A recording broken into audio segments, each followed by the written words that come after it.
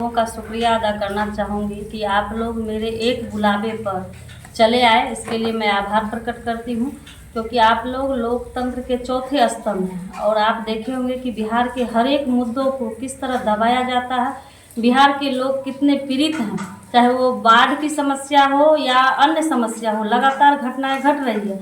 आपने हाल में ही देखा कि किस तरह मंत्री जी के द्वारा, जीवेश मिश्रा जी के द्वारा पत्रकार को पीटा गया और हमारे नेता जो तेजस्वी जी हैं लगातार वह उस धरना स्थल पर आकर के उन पे एफआईआर भी दर्ज कराए और लगातार बिना थके हुए कई सारे यात्रा पर निकले थे। बिहार वोटर यात्रा से लेकर के बिहार अधिकार यात्रा पर अभी निकले हुए हैं और हमारे नेता जिस तरह 17 महीनों के कार्यकाल में कार्य किया है वह पूरे बिहार के लोग वाकिफ है कि किस तरह उन्होंने युवाओं को रोजगार देने का काम किया और चाहे कोई भी मुद्दे हो वो धरातल से निकल करके अपनी आवाज़ों को रखते हैं। और उन्हीं के परिप्रेक्ष्य में आपने देखा हुआ कि 18 सितंबर को हमारे नेता मधेपुरा आगमन है और हम लोग उनके भव्य स्वागत के लिए तैयार है। पार्टी के तमाम वरिष्ठ कार्यकर्ता हो, नेता हो या हर युवा साथी हो, तमाम लोग उनके आगमन के लिए उत्सुक है कि हमारे मधेपुरा की धरती, मंडल की धरती, समाजवादी की धरती पर वह पदार्पण कर रहे हैं और जिस तरह वह युवाओं का आइकॉन बन रहे हैं, तो हम लोग भी उनके स्वागत में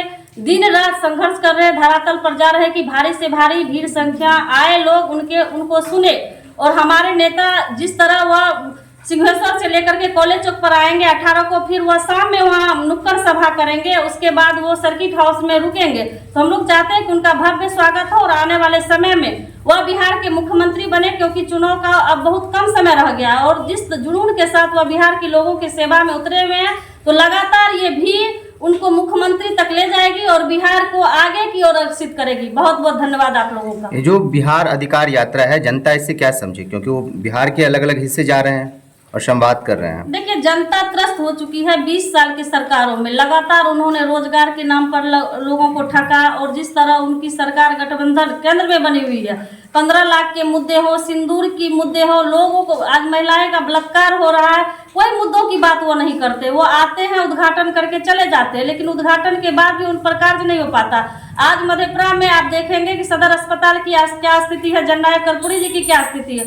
बहुत सारे यहाँ कारखाने हैं जो खुल नहीं पाए हैं, लोग पलायन के लिए त्रस्त है। तो हमारे नेता जिस तरह लोगों को वादे करते हैं, वो कहते हैं कि मैं उम्र का कच्चा जरूर हूँ लेकिन अपने जुबान का पक्का हूँ, जो देखने के लिए धरातल पे भी मिला कि 17 महीनों के कार्यकाल में किस तरह वह बिहार के लोगों को रोजगार देने का काम किया। तो लोगों में एक विश्वास जगी है और आप देख रहे होंगे कि माय बहन योजना के तहत जो 20 सालों से बिहार में सरकार बनी हुई थी, वह किन्हीं के खाते में नहीं जा रहा था, लेकिन हमारे नेता के डर से उन्होंने घोषणाएं धरातल पर रखी कि हमारी सरकार आएगा तो हम प्रत्येक माँ बहनों के खाते में रखेंगे।